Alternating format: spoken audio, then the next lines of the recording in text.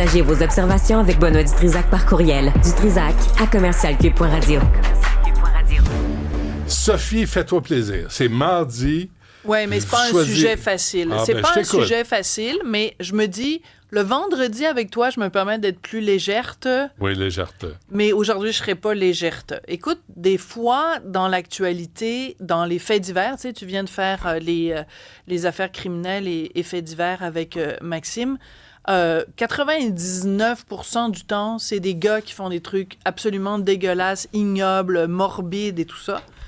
Mais je trouve dans l'actualité depuis quelques semaines, c'est lourd sur les femmes. Il y a des femmes là, qui posent des gestes absolument répugnants.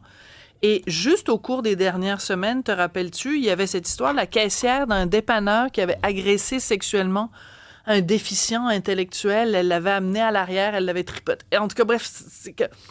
Fait que tu dis prédatrice... homme agressé. Ouais. On a vraiment inversé dans ce cas-là.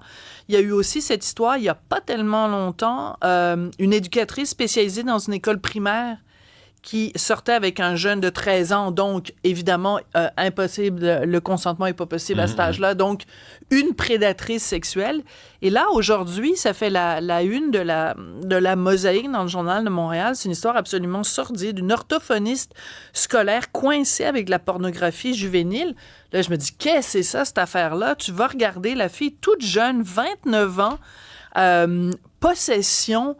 elle allait sur des sites où elle échangeait avec des gens des histoires d'agression sur des très, très, très jeunes fillettes.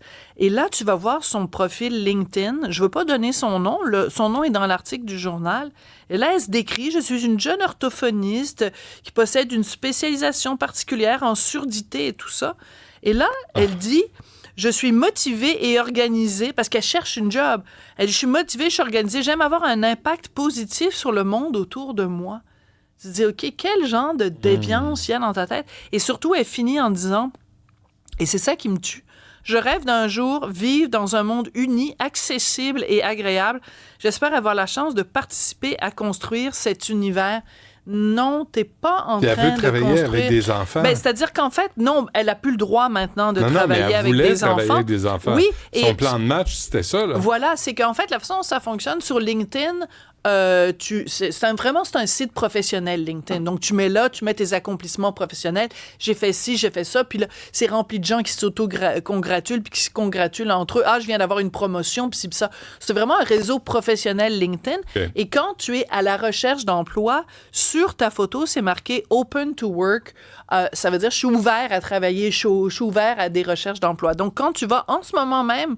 sur la page LinkedIn de cette dame-là, qui a un visage angélique, là, tu lui donnerais vraiment le bon Dieu sans confession, c'est marqué « Open to work ». Donc, c'est sûr qu'à posteriori, quand tu regardes les affaires où elle dit « Moi, j'aimerais ça, je rêve d'un monde meilleur », tu dis « Tabarouette », ça fait très bizarre. Mais c'est surtout que, tu sais, on élève nos enfants, je pense, en général, en disant... ben, tu sais, fais attention au monsieur, fais attention. Mais là, c'est terrible parce que cette fille-là, qui travaillait comme orthophoniste scolaire, je pense à cette autre personne dans le dépanneur, je pense à cette autre personne qui travaillait en accompagnement scolaire dans les écoles, je pense à Carla Homolka. Te rappelles-tu, Carla Homolka, avec Paul Bernardo? Les jeunes femmes se promenaient dans la rue, vous voyez arriver un couple, puis en plus, Carla Homolka avait l'air d'un ange avec ses cheveux blonds. Ouais. Tu te méfies pas, puis paf, tu tombes sur un prédateur. Donc, méfions-nous, même si le démon, parfois, a un face d'ange. On est rendu là. Sophie, on t'écoute à 14h. Stéphanie, Cybèle, Jean-Philippe, Jean-François, merci. À